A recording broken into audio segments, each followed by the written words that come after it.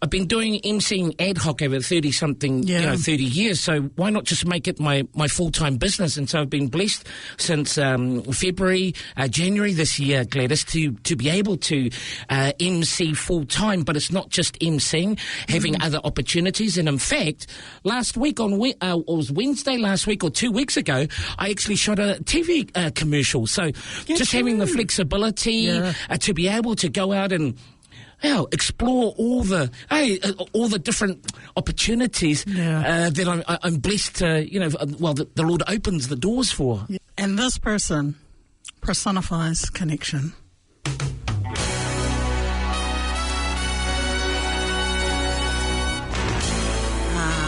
Now, if you're listening, I know you are. You've heard this when this gentleman is on fire. When he is master of ceremonies, when he is leading an event. This is his go-to song, and I tell you, it just takes the room to another level, whether it's a wedding, 21st, it's a function. You know who I'm talking about. We were very privileged a couple of years ago to have this gentleman join us on Pasifika Wire, our podcast, in our early days of infancy, and that was when he received the Queen's Service Medal for services to the Pacific community, and he continues to serve, and he's just an all-round nice guy. We are so lucky because he's in the studio with us. Ma'a Brian Sagala. Ma'a, my little lover, it's so good to see you. Mano soifua, Sister Gladys, thank you so much to you and Gary for the opportunity and inviting me to be part of Pasifika Wire today here at Planet FM 104.6. Thank you so much for the opportunity. Always good to reconnect, sister. Good. Thank you. It is good to see you. I think the last time we saw each other, we were on a plane to Samoa. Yes, we were. That's right, eh? That's the last time I saw you. I think that'll tell me a scene, wasn't it? No, I saw you during the visit. So, yes. And I think we were going to visit family, but you were actually going to MC an event. Yes, I was blessed to MC an event. I think we're looking at about September last year. Yes, that's it, yeah. Yes. So I was blessed to be invited to host, to MC a wedding at Taumeasina Resort. Yes. Sorry about Taumeasina Resort, Gladys? Sorry about that. But yeah, it was beautiful. Had a great time. And as you say, it's always such a great honour to be invited to host, to MC, to lead events. And it's something that I never tire of, even after 30-something years of doing it. So, yeah, it was good. And look, you're a broadcaster as well, event specialist. You've continued, from the last time we talked. Take us back to that decision when you knew this is what you were meant to do. So at the end of August last year, Gladys, I left Pacific Media Network after 9 years on 531 PI, and it was such a great season for my life. Went for a few months. There were plans afoot for our family to do things overseas, and that fell through. But in hindsight, when I look back, it was actually a godsend, because I didn't realise just how wound up as broadcasters working in the media landscape, like any industry, if you commit yourself too much. Yeah. Okay. Hashtag shout out to all our workaholics out there. Woo-hoo. Yeah. It's you don't know the sort of toll until you actually finish. Yeah. And so I was like, oh, yeah, cool, straight into the next thing. But I found for a few months I actually had to defrag because of all the sort of work, it being self-produced, 7 out of the 9 years, thousands and thousands of talanoa with Pasifika from around the global diaspora and that. But then after a bit of a break and then being on benefit, hashtag work and income, I was like, hey, you better do something. And so I thought, well, I've been doing emceeing ad hoc over 30 years, so why not just make it my full-time business? And so I've been blessed since January this year, Gladys, to be able to MC full-time, but it's not just emceeing, having other opportunities. And in fact, last week it was Wednesday last week or 2 weeks ago, I actually shot a TV commercial. So just having the flexibility to be able to go out and explore all the different opportunities that I'm blessed to, the Lord opens the doors for. Yeah, absolutely. And I was thinking, when you made that big move after being such a staple at 5:31 p.m, was that a hard decision? It was, but it wasn't. I felt that at the time it was a decision, a faith decision, and we stepped out on that. And so it was hard. I don't know if there's still footage on 531 PI Facebook page, but you can see the reaction from me being my very last show at the time, Pacific Days, co-hosting with Fijian sister Nemai Tangi Taking Bao, just how overcome I was because of the joy working at PMN at 531 PI, and it was really hard, but there was a season, and we have seasons in our lives, and that was a very great season. Yeah, and you haven't slowed down, you haven't stopped yet. How hard was it to make that initial, I'm going to go out on my own, I'm going to create my own business? You had the full backing of your family? Yeah, because I'm not a business person by nature. This is the first time in my 54 years on earth that I've actually taken this leap of faith to be a business owner, and so currently I'm a sole trader, but I'm so thankful that there are tools such as Henry. So I've signed up to Henry, #Henry for anyone listening, a sole trader, and anyone, it takes care of all your taxes. So whenever I get paid, I invoice, and then the client, the payment doesn't actually come to me, it goes directly to my Henry Associated Bank account, and then from there they take out all the PAYE, ACC and their fee, and then it gets transferred into my business account. So it's like working but not, but it's the timing maybe not, especially in our current economic climate, Archie. So I didn't really think about that. But again, so thankful that just taking that leap of faith, doors have been opening. I took a quick count before I came here on my amazing spreadsheet called Wall Planner, and I've done about maybe 20-something. We're nearing like 30 events since March this year to date, Gladys. So, yeah. Jeez. Have you had a rest in between? I do actually rest. I mean, the work ethic is the work ethic. The work ethic is modelled after our parents. We see how hard they work, and so that's all I know. But it's, even though working just as hard as I was when I was at PMN or any of my other jobs, still have actually quite a bit of time to be able to do things like every day, have time to go and walk our dogs, Snoopy and SJ. And it's good. And again, having that flexibility, being my own boss, where maybe I couldn't have explored other opportunities in a sort of 9 to 5, but now, again, as my own boss, as a sole trader, and that I can go and explore all these great opportunities. Gosh. I was thinking about, we're in our 50s. Yes. And we've sort of, turned different directions. Scary. It is. How was it for you? When it happens for me, I'll let you know. Okay. Okay. Honeymoon phase? What? Still. Yeah, okay. Infancy. Do you find that's happening more now, that people are coming to, I'd say, our age group and thinking, you know what, I don't have to, and nothing against a 9 to 5, not at all, but, reaching out and thinking, I could try something different. I read a study, I don't know if it was earlier this year or last year, that the numbers of people in our season, 50 and over, that are venturing out and becoming their own bosses and starting their own businesses has increased significantly over the last 10, 15 years. Wow. I don't know what it is. Maybe, it's that we've done the 9 to 5, we have the lived experience, and now it's really just like, nah, man, I just want to, okay, TBH, I don't know how much longer I've got on this earth. So it's like, man, you know what? If not now, when? Yeah. If not me, who? Absolutely.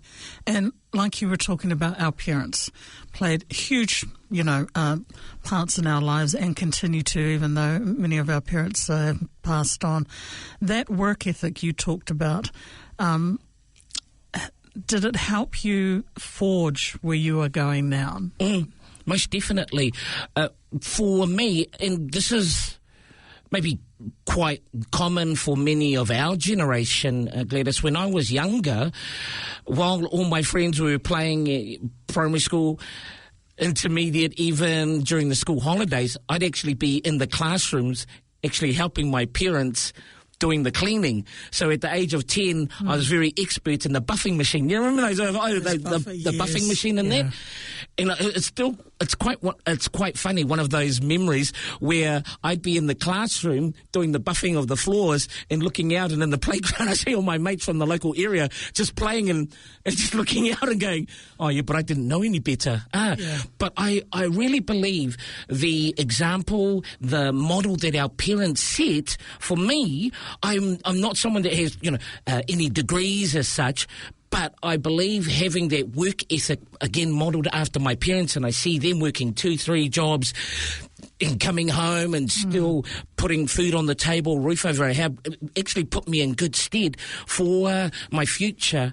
Any job that I've ever worked, I've always had this thing where, okay, I want to, A, do the best that I can do, and B, if and when I do leave that job, that I will leave on a good note, so that if I ever do need to come back to a former employer, that they'll say, oh yeah, we remember Brian, he was a good worker. And so those little things, which make a big difference, again, modelled after our parents, Yeah.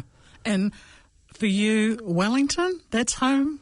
Yes, thank you for bringing that up, Gladys. So I'm a very proud product of Porirua. So born and raised in Ascot Park, and as many will know that have ever seen me MC, I always like to highlight my CV. So born and raised in Ascot Park, attended Tairangi Kindergarten, Rangikura Primary School, Waitangiru Intermediate, and Aotea College. And so I always look back where I am now. I always feel, even though I left at the age of 18, for me, everything that I'm doing now is pretty much forged in the cauldron that was the 70s growing up in Porirua, with everything, my family, church, shout out to Efakasa, Waihemo, Yuritana, Lonise Tanielu, all the many friends, family that I had, and every time when I'm stepping out, hosting, emceeing, and that it's almost like a picture or representation of me as a person growing up in Porirua in the 1970s. So in a lot of ways, maybe I haven't even left that 18-year-old, even though I'm 54. So yes, as young as you feel. Yeah, it's just a number. It's just a number.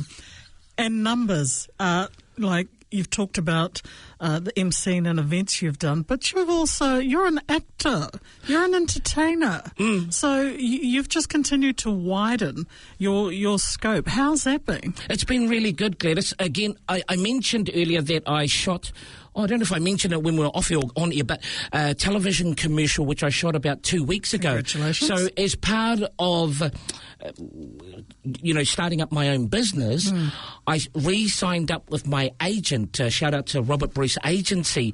And so from January, February this year, was submitted for about 18 auditions.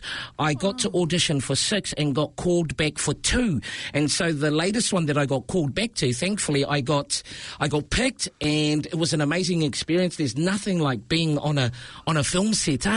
But the way I see it, Gladys, is that whatever you've been blessed with, whatever talent you've been blessed with in that, it's just like the parable of the talents. If you go out and you're faithful and you do the most that you can. I've only been blessed maybe with one gift. I can use this. I do all this.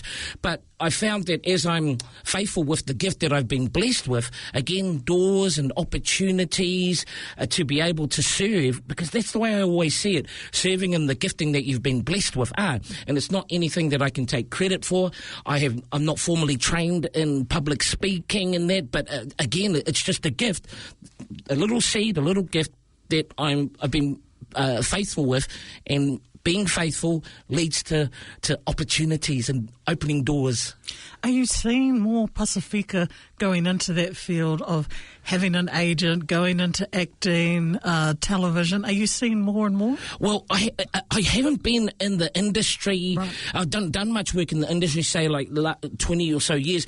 But for goodness sake, you know, there's so many creatives in the Pasifika space and in the industry. I mean, you look at the global success of Tina, I think currently doing the rounds over in the States. Right, yeah. It was Beulah Kwale. I loved he did a little TikTok or Instagram or that, and he was putting a shout out to The Rock, say Oli Dwayne The Rock Johnson, to come along with his mum and to experience Tina. You look at projects like Chief of War with Jason Momoa and that. He said in an interview about how he's always looked at New Zealand as the hotbed of Polynesian creativity, because what maybe what we've taken for granted here, in that we have been in so many different spheres as Pasifika, of course, taking into account we have the largest, I believe we still have the largest Polynesian population in the world, where, you know, we've been doing this for decades and decades, versus maybe for other Polynesian brothers and sisters, even our indigenous communities around the world, maybe don't have those opportunities just because of our sheer numbers, and many that have pioneered, that have forged the way for others to follow in their footsteps. I'm sitting here and I'm thinking, you and I are both used to, you know, and Gary, a radio setup, you know, and now we've got cameras, we've got phones, we've got all these different... We've got TikTok Live. TikTok Live. How do you do it? Because I can share. I've said this many times. I like and share. That's about all I know how to do. How did you do it? I don't know how to do it, Gladys, but the thing is, it's just... I suppose, like when I was working at 531, it was you learn on the go. Yeah. Things like being able to live stream across, multi-live stream across pages, cutting up audio for podcasting. Right. So maybe, again, not so much formal training, but then learning, leaning on experts such as George Siosi Mangatonga and that, Louis, to be able to learn and then apply it yourself, even with social media. So before February, I didn't have much of a social media footprint at all. But I think the thing I knew enough to know is that if I'm going out on my own, having a profile which can then lead to leads which are going through my website, which was another thing, you know, creating a website. And shout out to my son Caleb's mate Eddie Chai, who helped, you know, create my website and that. Awesome. But I think it's just that, you know what it is, G? Not waiting till it's perfect. Nice. You know, just going out with whatever you have. Yeah. And then just being consistent. So if you look at any of my posts, I don't do like transitions or effects or anything like that. No. It's just pretty much I'll get some clips, put it together in the app or on my Samsung phone, and then just post it up like that. But a lot of gigs that I do when I have the opportunity are my daughter Glory Sagala, yes, my social media manager. Nice. She didn't want to come today, but... But when she feels like it, when she feels like it, she'll come along and she takes care of that part. Right. But it's just consistency, I find. But you know one thing, G, I never realised when you're consistently posting on social media, you got a lot of your fans, but then you get a lot of the random, and I was like, oh my gosh, my own people. Just some of the comments that I've received online through some of my posts, and none of my content is controversial at all. My general rule of thumb is if my kids, my grandkids can watch it, or that's my sort of guide. Anything I post, it's all family friendly, and again, it's just promoting my business. But then you just find people coming out. But the funny thing, that you don't need to hide behind a profile user 1245897. If you're gonna throw shade or smack, well then, hey, be your real self and just go online and own it. Yeah, keyboard warriors. Yeah, and so after I cry for about 2 hours in the wardrobe, as you do, then I come back out and I'm ready to face the world again. No, you know... Oh, sorry, G, because I just had a thought.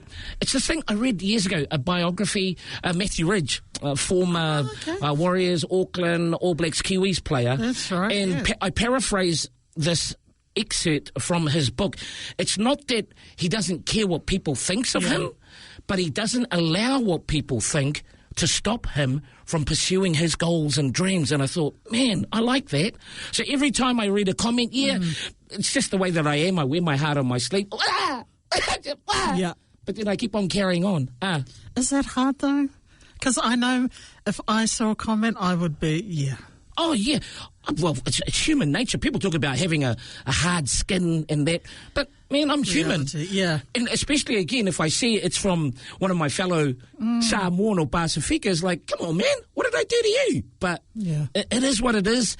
And sadly, online, good, bad, ugly, and different, you can find...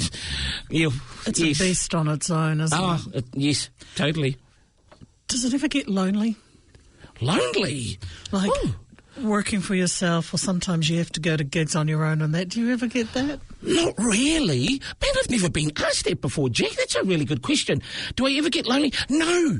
Do you know why I don't get lonely? Well, of course, I've got my family. For sure. Because they're always at home when I get there. Yeah. But I really believe that where I am now, at the age of 54, I'm actually walking, working, running in purpose. You know? So when I'm out doing gigs now... I've always loved it, but I don't know, it's just an added sense of I'm where I'm supposed to be. Nice, yeah. I get that. Just a share was we lost our dad in 2022, so both my parents have passed. And I must admit I was struggling a little. What was my purpose? Because the two people that got me, no longer here. And I was sort of thinking... What, even apart from your sisters? You know what I mean. And my husband. Shout out to you, Gary. Who's literally just saying... just there. We love you, Gary. We love you. But next session will be a therapy session. But you know what I mean in terms of, for so long, it was like, okay... I'm doing things not just to please my parents, but, sort of that focus. And then it just sort of resonated when you said finding that purpose. Well, it's like when my dad passed away. So he passed away in 2009. And I always, like, every time when I was on 531, my sign-off, love to bury kids, grandchildren. And then I'd always finish with the line, Dad, we'll see you again someday. So for the longest time, I just missed him so much. The relationship between me and my mum, that's a different story. What's that famous actor from the States and did that was the autobiography titled Dearest Mummy or Mommy? Wasn't it Joan Crawford? Yeah. Yikes. Well, maybe it's a bit like that. So, but hey, we're still on the journey. So she's currently residing in a rest home in Mangere, and so every week I go and just spend time with her. Yeah. And so I'm working through that, the big T word, eh? T Roma. The events that you've been emceeing, like you've always done a wide range. What are some of the highlights that have that you've seen in the last 18 months? I get asked this question a lot. Every event is unique in its own right, even though emceeing is emceeing. Like, for example, shout out to Marist Juniors prize giving Marist Rugby prize giving, which I emceed just this morning. I saw that. So that was amazing. So shout out to Peter and the rest of the Marist Marist Rugby Junior Committee, and they had about 12, 15 teams there. And when you look out and you see all these kids and you see a packed club room in there, and you think to myself, I get to do this for a living? Yeah. It's incredible. But I must say, the one that comes to mind lately is I was blessed to be part of the game day events team for Moana Pacifica this season, in their best season to date. Yeah. The funny thing was that I was actually their game announcer in their inaugural season. And so... coming back this season was amazing. Their final home game in front of 18,000 at North Harbour Stadium. Wow. And I remember just standing there and just looking around at a packed crowd and just the the atmosphere and, man, you know, our people, the way they celebrate and things like that. And here I am on the field thinking, man, this is really good. Yeah. But again, hundreds of events over 30 plus years, and they're all beautiful. I suppose I have a soft spot for weddings. Yes. Because I've done a number of weddings over the years, and I tell you, I lost count at about maybe 30 or 40 weddings, Gladys. But every time I see that new bride walking down the aisle, it's like, oh my gosh, when are one of my daughters going to get married? No pressure. But, just seeing the bride, it's like, oh. So. Well, because you were the MC at Alyssa's, my niece's wedding. And I was so impressed because Alyssa's married to Dylan, who's South African. Yes. And you did all the greetings. I could see they were quite, wow, look at this MC. And I don't know if you remember, Gladys, but I actually prepared a South African wedding speech. Yes. Thank you for asking me to do that again. This is all I remember. Baie dankie en al die familie en vriende almal wat dit muntlik gemaak het om die huwelik saam met Dylan en Delisa te vier. Dat is die dag wat die Here gemaak het. Laat ons daar oor joy en bly wees. Ons bid dat almal geseënde tyd sal hê. So it's just a little something for Translation, please. Let's move on. So what's your next question, Gladys? What's your next question? You are a consummate professional. What advice were you given years ago that still resonates with you and you've passed on? Not so much a particular piece of advice, but again, just watching my parents work. Okay. And what they modelled in terms of work ethic and attitude. The example that I cite quite a bit is, so many years ago, I was blessed to work at DHL Express. And so I started off in the call centre and then transferred over to the sales team. And I started as cold call marketing and that. And so the task every day was 75 cold calls. Jeez. Yeah. And I was getting rejected left, right and centre.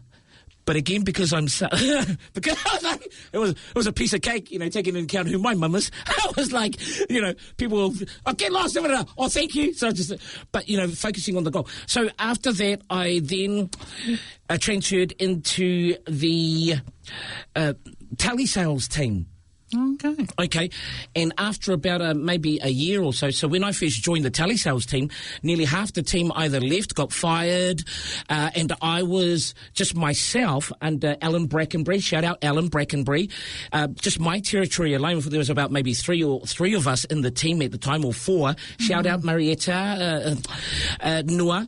I had about maybe 200-300 in just my profile alone. Wow. But that was only because, all these other reps had left and you had to... I just had to do it. And so I'd be clocking up maybe 70, 80 hours a week and stuff. Fast forward, we had a sales conference in Noosa, Sunshine Coast, maybe a year or two after that. And they were calling, we had our awards as part of Australasia and that. And one of them was a salesperson for the whole of New Zealand. And there was a lovely Taiwanese sister by the name of Jenny. Shout out Jenny, you. Sheshe nihama huaning dachelelai. No, you're just showing off. She was the gun. She was topping all the stats for every year, for the whole year. And I was like, man, we were, everybody, including myself, we were just looking at Jenny. And then when the call came out, and salesperson for New Zealand, Brian Sagala. And I was like, I just looked at, and I was like, I looked at Jenny, and I was looking around and going, is this a mistake? What was the name? So the way that it worked out, thank you, Father. Jenny joined outside of the qualifying period, just a month out. I didn't even realise this until, later. And so I was always like either second or third or that. Oh, so going into our sales conference, everybody knew it was going to be Jenny, only to hear Brian Sagala. So as I was walking up, because only maybe about a year or two after Dad had passed, and for me it was still quite raw. For sure. I'd be walking up to the stage, but in my mind's eye, I could see my dad, I could see my mum, I could see my brothers, I could see all my family in that. And I wasn't overly emotional, which surprising to me, but I just had the biggest smile, like, man, a kid from Ascot Park in Porirua, here, salesperson for the whole of New Zealand. And I was like, come on now, come on. But why would you be surprised? Oh, I'm surprised. Surprised because in that I wasn't expecting to win, of course.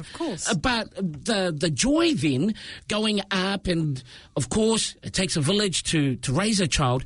The success that I had in that moment, it wasn't mine as an individual. Gotcha. It was the success of my parents, my grandparents, all my ainga, all my friends, my family, my schools, everybody that sewed into my life. So when I went up in that moment, it was like just joy knowing that, man, I'm representing, I'm standing here as an individual, but behind me are scores and scores of people who've sewed into my life.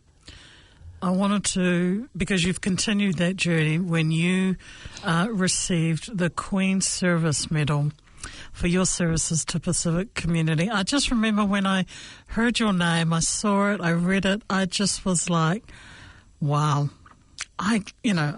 That you were my claim to fame. It was seeing that someone who has just worked so hard. What was that like for you when you got the news?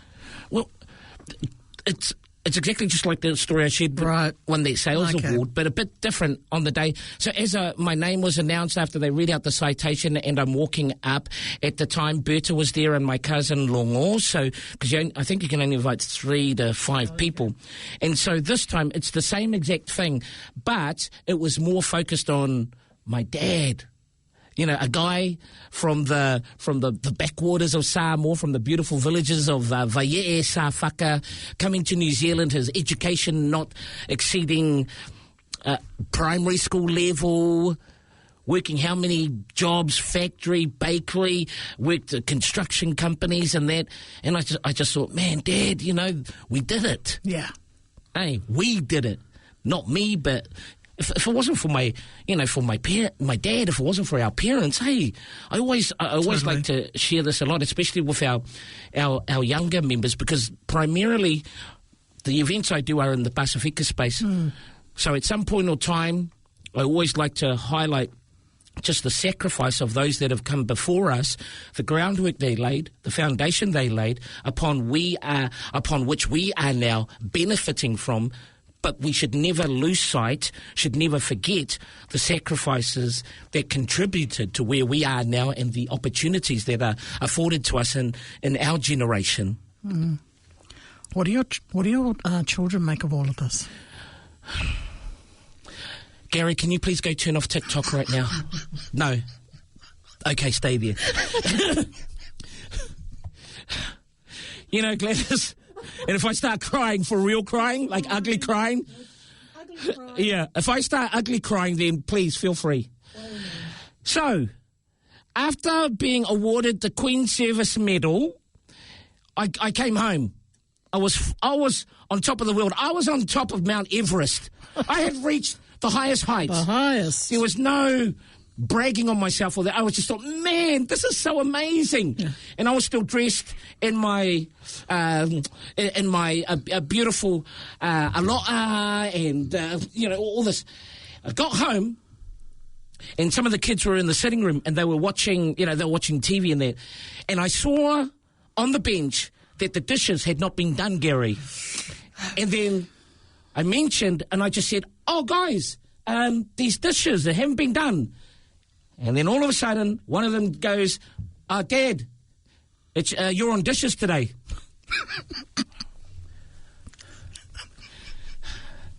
Please don't laugh at my...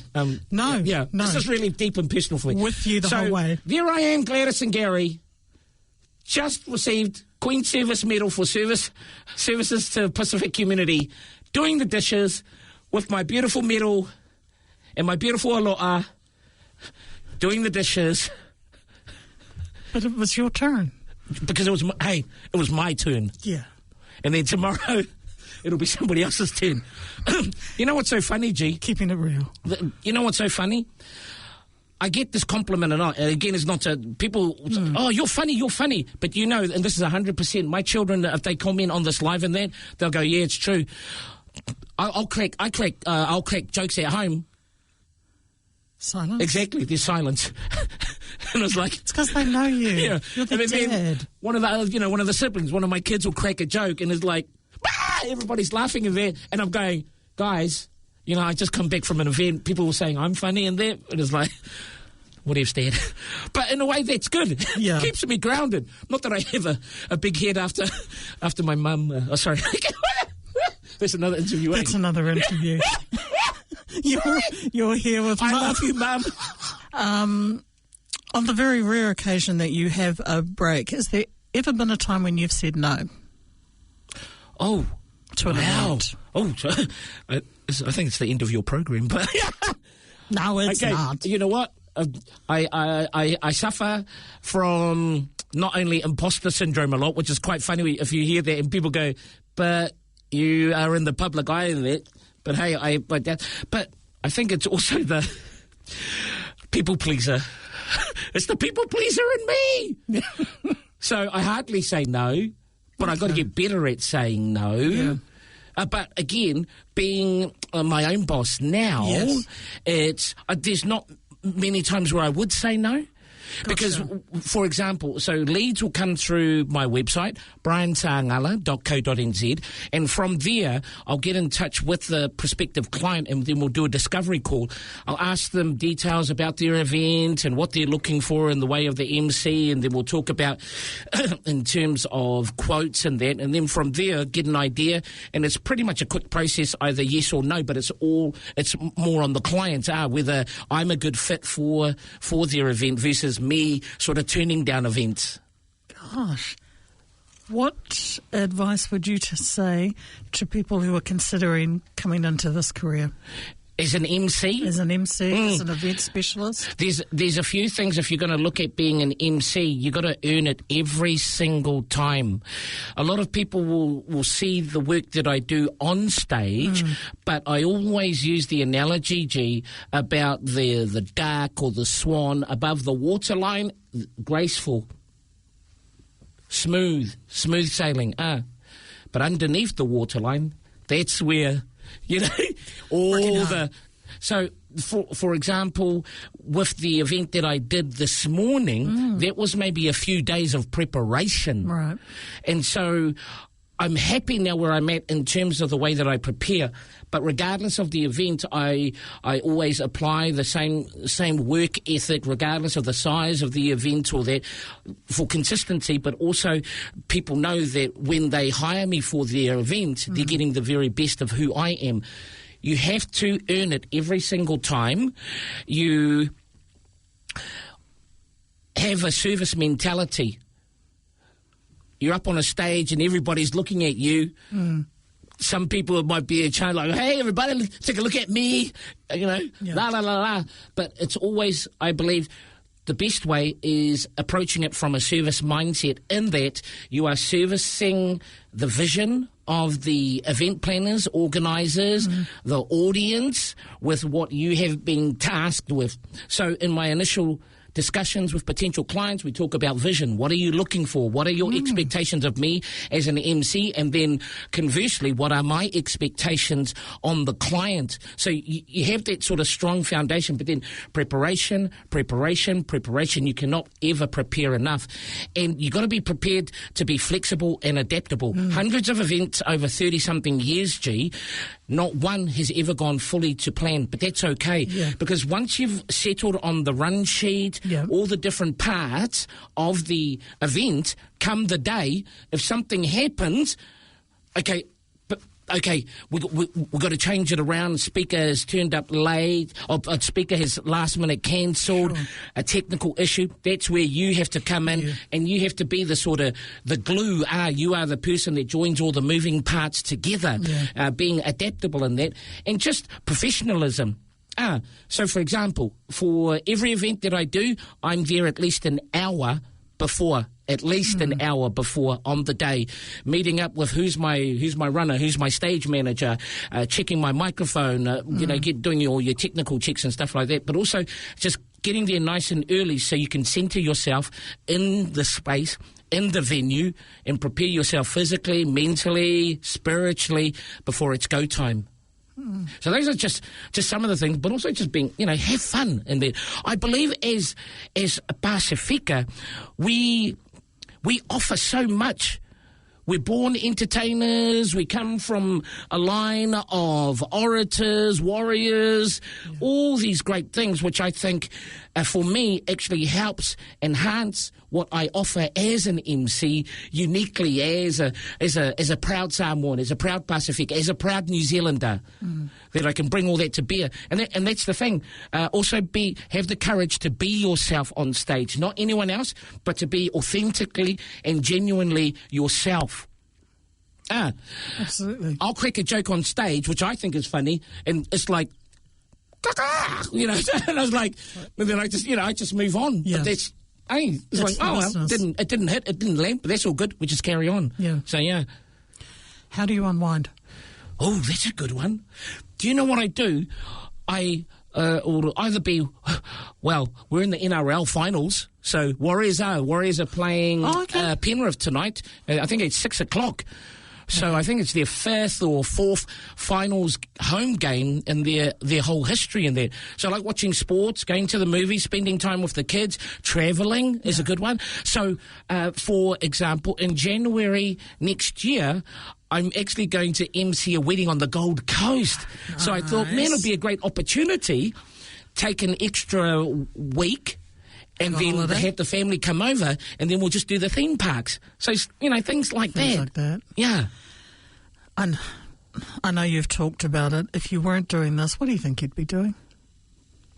Oh, I don't know.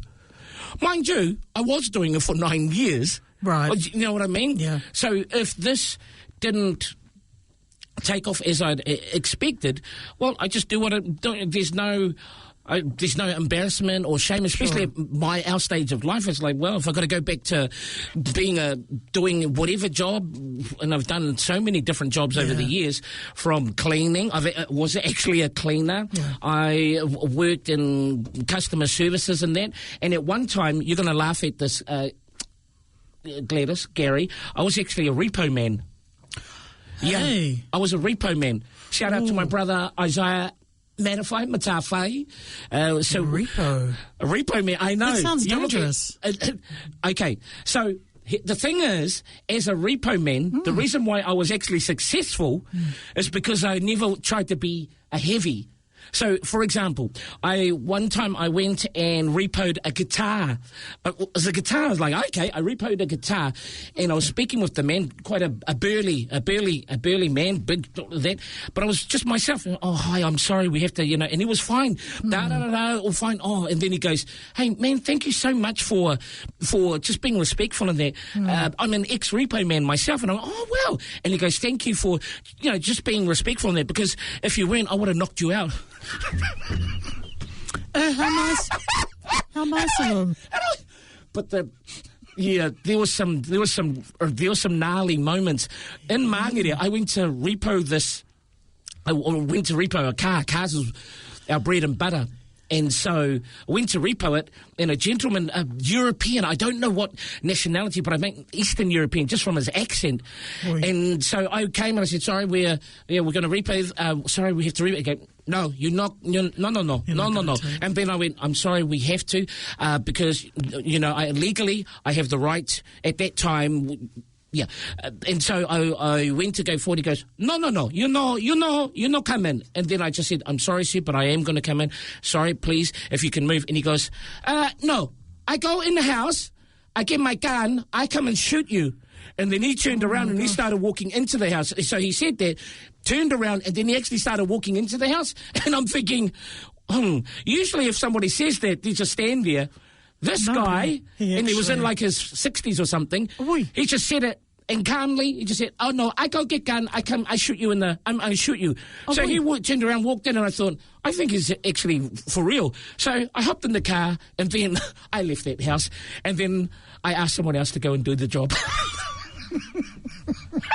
But you would have warned them, right? Of course you did. Yeah. Of course you did. My memory's a bit hazy, but I'm sure I did. Yes. Ma'a, we're talking about how can people make contact. You've already mentioned it, but refresh our memories. If people want to find out how they can hire your services, hire you, where do they find you? So you can find me on all of my social media platforms, Facebook, Instagram, TikTok, LinkedIn, Ma'a Brian Sagala, or you can visit my website, briansagala.co.nz. How do you keep the energy going when you're doing an event and you're looking out into that crowd and, there might be some people who, are just, they look a little bit, distracted. How do you boost that energy? It's funny because this is a question that I get quite a bit as well. I think it's just me as a person that's just my makeup. I just have so much energy naturally. Even at 54, a lot of people go, "Are you 54?" I was going to say. And it's usually followed by, "You don't act 54." Like, I'll act your toes in a minute, but... But it's just me. Yeah. Naturally, I'm quite an energetic person. I have energy in that, and so I've done conferences where it's like 2-3 days and it's full on days, and then on maybe the first or second night do dinners, I'm go right up until I go back home, or if I have accommodation organised by the event planners, it's just go back and then it's just have a drink of water and then unwind. But then the hard thing for me unwinding, it's because what am I thinking of? Not the dopamine or the adrenaline. When my adrenaline is up and that, it takes a long time to unwind. It's just because still buzzing from the event, buzzing from the moment, and then so it's da-da-da-da-da. But just being able to release and then relax and reset. Easier said than done sometimes. Yeah, absolutely. Reset. Are we going to hear you back on the airwaves? I was asked this question at another Talanoa that I did recently, Gladys, and for me, I don't never say never. Absolutely. But it's a season where I felt I had come to the end of that season when I was on 531. Funny thing is, I always say, I didn't actually have much radio or any radio experience when I started in 2015. However, maybe it's just the way that the Lord orchestrated the circumstances. In the 90s, I was on Reo Tomotu, for any of our older listeners that remember Reo Tomotu, which is now the Radio Samoa frequency. So that was when Pale Sauni, Pua, Faletti, his son, that went on to Nisha Mystic fame and that. Myself, there was brothers. We had Brian Marsh, Albert Wipani, Francis Stowers. This is going way back. Yeah, that's like 20-something years ago. We had a show which was called The Three Amigos, but there was 4 of us, so you figure that out.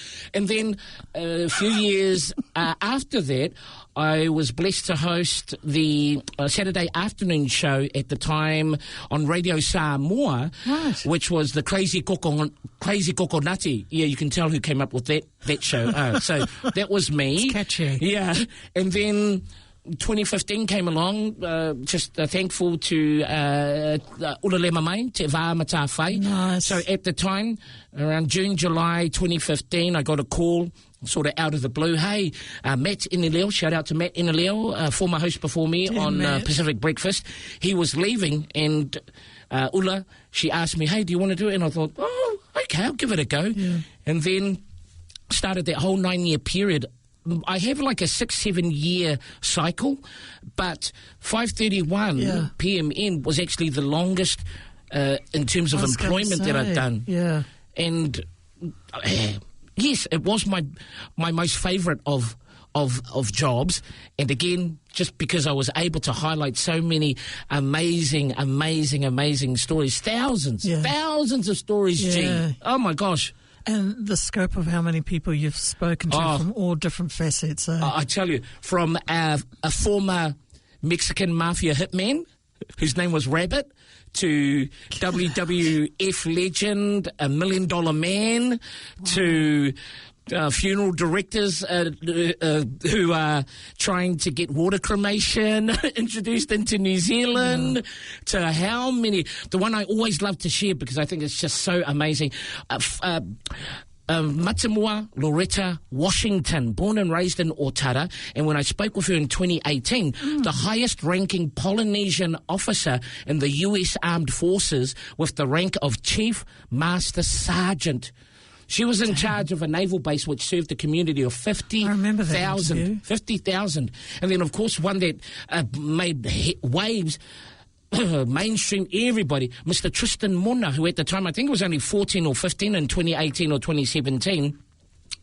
He was the first Kiwi, Pasifika, I think Māori also, to win the Microsoft PowerPoint Global Competition.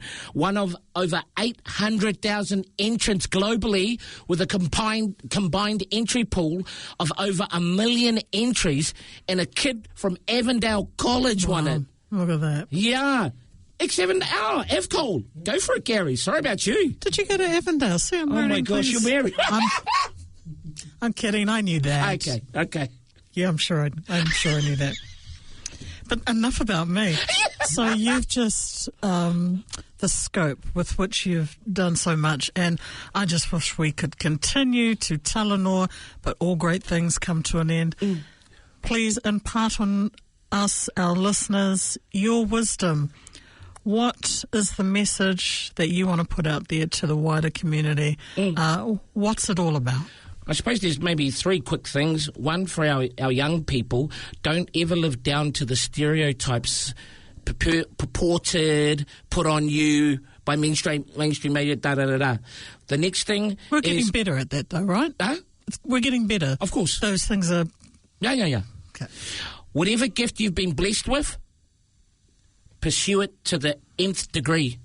Whatever passions you have, and again, citing Matthew Ridge, it's not that I don't like, comments in that, but it doesn't stop me from pursuing my goals. So in terms of fear, don't let fear ever stop you from pursuing your dreams and your goals. Scripture, God hasn't given you a spirit of fear, but of power, love, and of a sound mind. And third, it's like a prayer that I always pray over my life, which I want to sort of declare over everyone that's listening in that.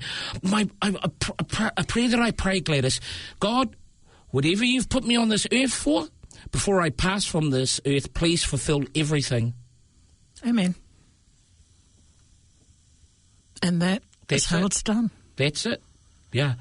That, and make sure to brush your teeth. And floss. And floss, yes. It's the funny things that we come up with. Ma'a, remind us again, how do people get in contact with you? Thank you so much, Gladys and Gary. So you can contact me, family, on my socials, Facebook, Instagram, TikTok, LinkedIn, Ma'a Brian Sagala, or please visit my website, briansagala.co.nz. Thank you so much for the opportunity to Talanoa, guys. So all the best for the show. Keep up the amazing work. Thank you. Pacifica Wire, lifting every voice higher. Stories told side by side, on air and online. Tuning in together, no matter the weather. United we inspire. PacificaWire.com